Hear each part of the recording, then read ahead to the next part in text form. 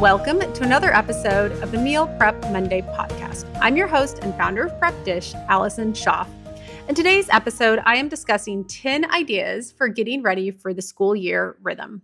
Before we get into today's episode, I have a quick email to read from Prep Dish subscriber Anne. Anne writes, longtime Prep Dish customer here, and I am loving the new Instacart links. My grocery shopping just went from something I put off to an easy task that I can complete in under 10 minutes. Thank you for continuing to work to help make my life simpler. My family appreciates all that you do, and we are still loving the food.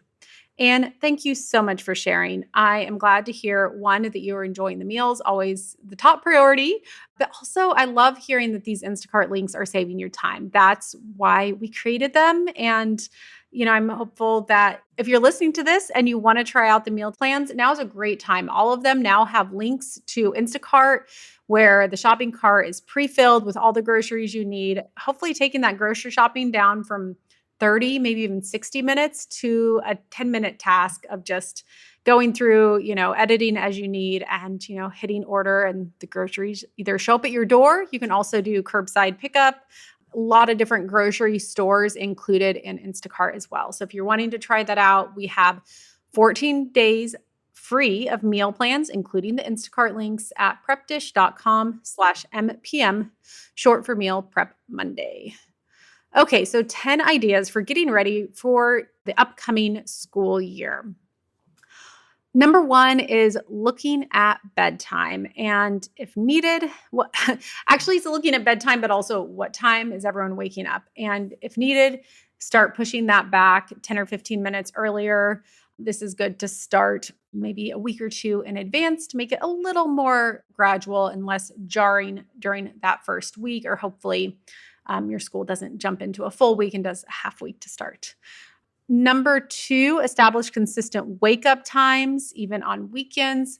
This is really helpful as well. Number three, create that morning routine of getting ready, thinking through everything that needs to happen in the morning, and start doing some of that now. Like, does it help to lay clothes out the night before? How is breakfast going to work? What's that going to look like? And start implementing it before the first day.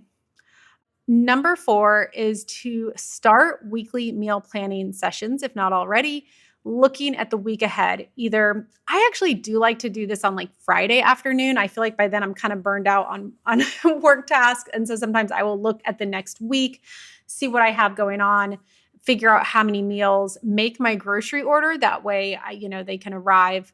Nowadays the groceries can usually sometimes they can usually arrive the same day. I usually do it the next day because you save a little money, but that way they can arrive on Saturday or Sunday, have time for some meal prep. But yeah, start figuring out what that weekly meal planning is going to look like if that's something you got off track with during the summer. Number five, organizing any school supplies, including lunch containers. If you need to send anything there, see if there's anything you need to replenish and need to get ordered to help with sending lunch to school if that's something you need to do. Number six, think through if there needs to be any designated learning spaces or, things that may need to shift in your house in terms of spaces for after school activities and, homework or learning time or reading time. And then number seven, this one to me is, I think, one of the more important ones, which is start thinking through now what the timing is going to look like and how that differs from what your timing has looked like during the summer. The two specific areas where I would write out timing, and again, this can be an estimate and it might change. It probably will change, but at least kind of get an idea of what is breakfast going to look like? Like, how long is that going to take from start to finish to get through breakfast and morning routine? And then same time with dinner, write down, are there any after school activities? What time is everyone getting back? What time are you going to be able to start thinking about dinner?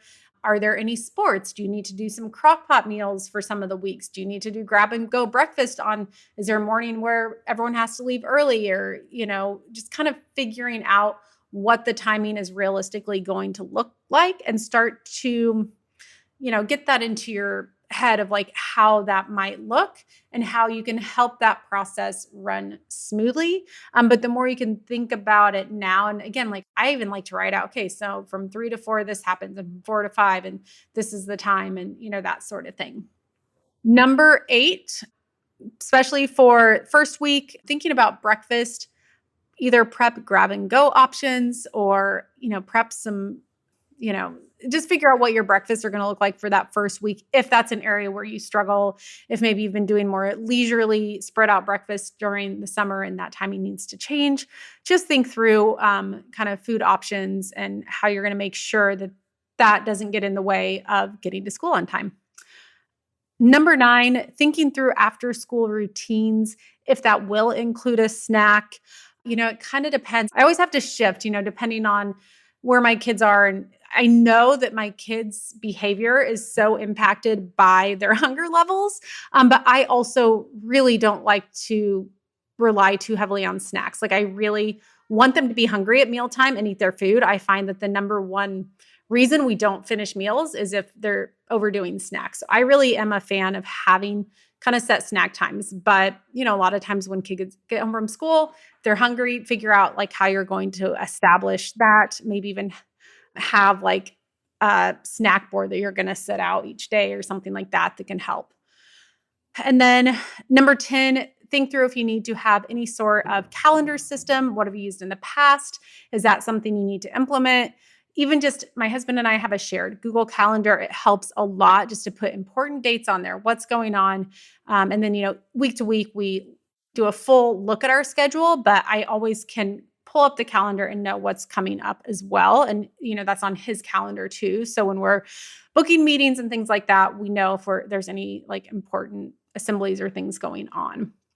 Okay. And the bonus. So that was the 10 ideas.